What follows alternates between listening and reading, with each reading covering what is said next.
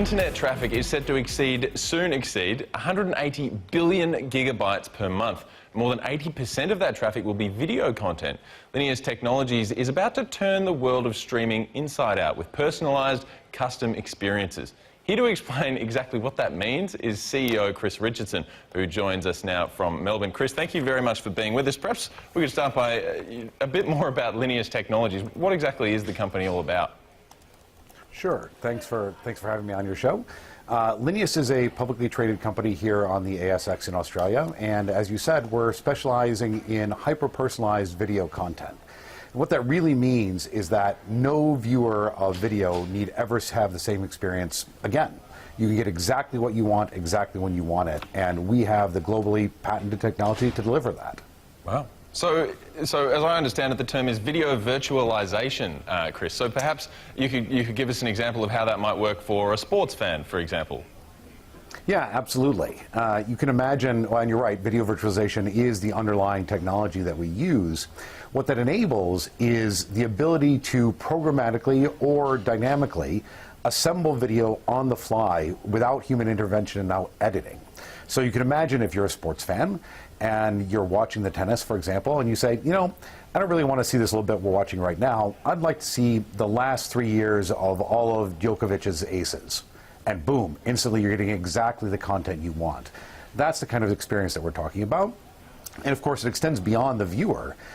It's also the promoters and the creators of this content and the advertisers, the ability to give you exactly what you want when you want it.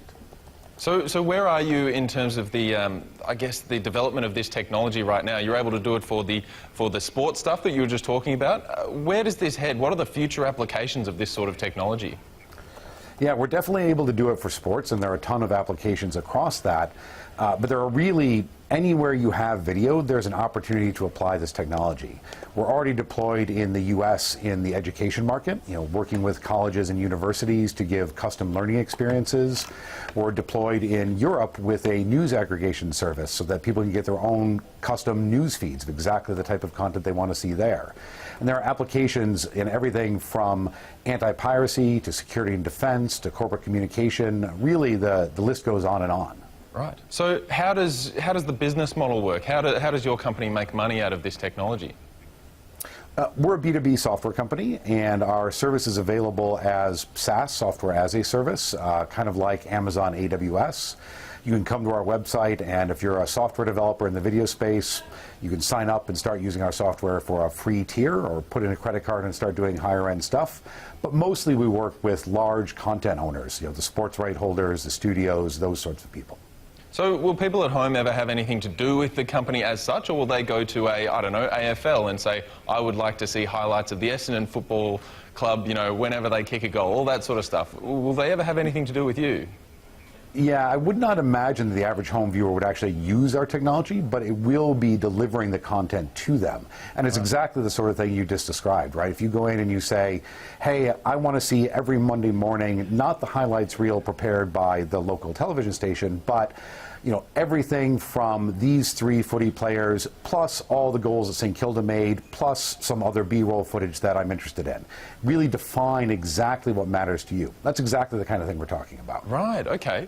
Looking sideways for a moment, we talk about video streaming online. We have to talk about the rise of your Netflixes and your Stans and things like that. As I understand it, you've actually just added Simon Gallagher, who's a former Netflix director, to your advisory board. So what do we take from that in terms of your intentions in that space or anywhere else? Yeah, I mean, Simon's a great acquisition to the advisory board.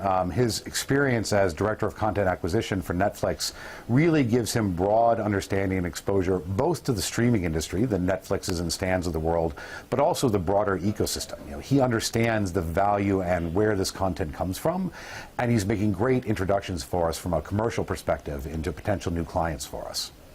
And you're a fairly young company, but you have made some friends in extremely powerful places, right? Aside from Simon, you've partnered with IBM as well. Can you tell us a little bit about how that came about and what that's doing for your company?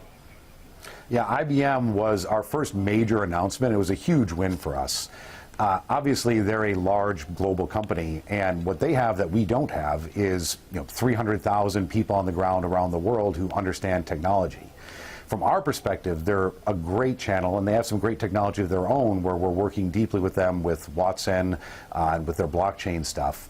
From their perspective, they understand that the future is cloud and the future is video, and we provide a great technology for them to leverage their own internal capabilities. It's really a great partnership for us. Right. Some of our viewers, Chris, might be at home Googling the company and having a look at, as you say, the history on the ASX. They might notice that there was a spike in the share price, a significant one at the start of 2018. Can you tell us about that, or about I suppose, the listed experience of the company more broadly? Sure. We're listed in Australia because really this has become a great space for technology companies. There have been a number of successes that we've seen come out of here. Companies like Atlassian and Canva have really proved that Australia can deliver tech around the world. And we do see this as a global play, so it kind of doesn't matter where we are. And we thought this was a great place in terms of environment, culture, what the government puts behind bringing technology companies here. And that's kind of what brought us down to Australia.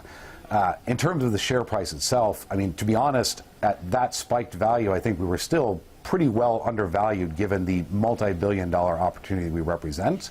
But it is a small cap stock and it's subject to fluctuations, and so as you see, things go up and down. But I think going forward, as you look at the news we have coming out over the next several months, that we're in a pretty good position to be a success story here in Australia as well.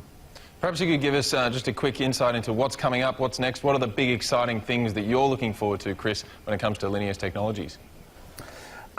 There are a whole bunch of exciting things coming up. One of the things is that the Linius Video Services SaaS platform that I spoke about earlier, that just went commercially live in December. So we're looking forward to a ton of growth in that and really seeing how people can get out there and experiment and create new things that we've never thought of with virtual video. Beyond that, the company has put together a list of what we call our near-term goals.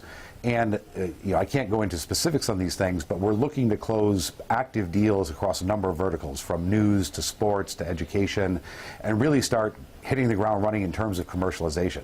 That's the state that the company is at, where we have the technology, we've proven the technology, we have great global name partners, and now it's about driving sales and revenue and conquering the world of video.